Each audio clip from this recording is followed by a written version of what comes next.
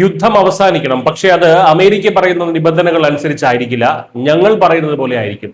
ലോകത്തെ മുൾമുനയിൽ നിർത്തുന്ന US-ഇറാൻ പോരാട്ടത്തിൽ ഇറാന്റെ ഏറ്റവും പുതിയ പ്രഖ്യാപനമാണിത്. വേദിയാകട്ടെ നമ്മുടെ അയൽരാജ്യമായിട്ടുള്ള പാകിസ്ഥാനും. തികച്ചും നാടകീയമായ നീക്കങ്ങളിലൂടെ അമേരിക്കയുമായിട്ടുള്ള നിർണായക ചർച്ചകൾക്ക് മുൻപായി ഇറാൻ തങ്ങളുടെ കാർക്കശ്യ നിലപാട് വ്യക്തമാക്കിയിരിക്കുകയാണ്. അമേരിക്കൻ പ്രതിനിധികൾ എത്തുന്നതിന് മുൻപേ തന്നെ പാകിസ്ഥാനിലെത്തിയ ഇറാൻ വിദേശകാര്യമന്ത്രി അബ്ബാസ് അരാക്ചിയുടെ നേതൃത്വത്തിലുള്ള സംഘം കാര്യങ്ങൾ കൃത്യമായി മധ്യസ്ഥരെ ബോധിപ്പിച്ചു കഴിഞ്ഞു. പാകിസ്ഥാൻ പ്രധാനമന്ത്രി ഷഹബാസ് ഷെരീഫുമായും സൈനിക മേധാവി ജനറൽ അസീം മുനീറുമായും അവർ നടത്തിയ കൂടിക്കാഴ്ചയിലെ പ്രധാന സന്ദേശം ഒന്നേ ഉള്ളൂ: അമേരിക്കയുടെ താളത്തിൽ തുള്ളാൻ ഇറാൻ തയ്യാറല്ല. യുദ്ധം അവസാനിക്കേണ്ടത് അമേരിക്ക മുന്നോട്ട് വയ്ക്കുന്ന നിബന്ധനകൾക്ക് അനുസൃതമായിരിക്കരുതെന്നും തങ്ങളുടെ നിബന്ധനകളാണ് പരിഗണിക്കപ്പെടേണ്ടതെന്നും ഇറാൻ അസന്നിഗ്ധമായി വ്യക്തമാക്കിയിരിക്കുകയാണ്. സ്വന്തം രാജ്യത്തെ സാമ്പത്തിക പ്രതിസന്ധികളിൽ നട്ടം തിരിയുന്ന പാകിസ്ഥാൻ ഇപ്പോൾ ആഗോള രാഷ്ട്രീയത്തിലെ ഏറ്റവും ചൂടേറിയ ഈ ഒരു വിലപേശലിൽ കളമൊരുക്കുകയാണ് എന്നതും ശ്രദ്ധേയമായിട്ടുള്ള ഒരു കാര്യമാണ്. അതേസമയം കാര്യങ്ങൾ ഇവിടെ തീരുന്നില്ല.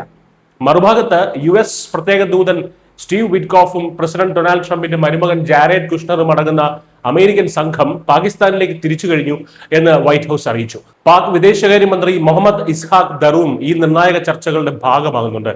യുദ്ധം പൂർണ്ണമായും അവസാനിപ്പിക്കുന്നതിനുള്ള നയതന്ത്ര ചർച്ചകൾ ഒരു വശത്ത് നടക്കുമ്പോഴും മറുവശത്ത് അമേരിക്കയ്ക്ക് നേരെ ഭീഷണിയുടെ സ്വരം കടുപ്പിക്കുകയാണ് ഇറാൻ.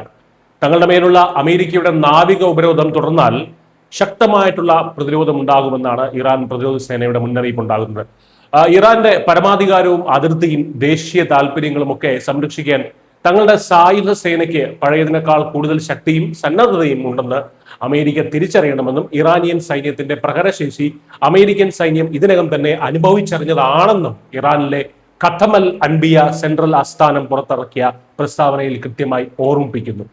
ചുരുക്കത്തിൽ സമാധാന ചർച്ചകൾക്ക് മുൻപേ തന്നെ യുദ്ധകാഹളം മുഴക്കുന്ന തന്ത്രമാണ് ഇറാൻ പയറ്റുന്നത്. ഇസ്ലാമാബാദിലെ മേശയ്ക്ക് ചുറ്റും അമേരിക്കൻ ഇറാനിയൻ പ്രതിനിധികൾ നിരക്കുമ്പോൾ ലോകം ഉറ്റുനോക്കുന്നത് ഈ കടുംപിടുത്തങ്ങൾക്കിടയിൽ എങ്ങനെ ഒരു സമവായം ഉണ്ടാകുമെന്നാണ്. അമേരിക്ക വിട്ടുവീഴ്ച ചെയ്യുമോ അതോ ഇറാൻ തങ്ങളുടെ നിബന്ധനകൾ അടിച്ചേൽപ്പിക്കുമോ? കാത്തിരുന്ന് കാണാം. News desk Keralam.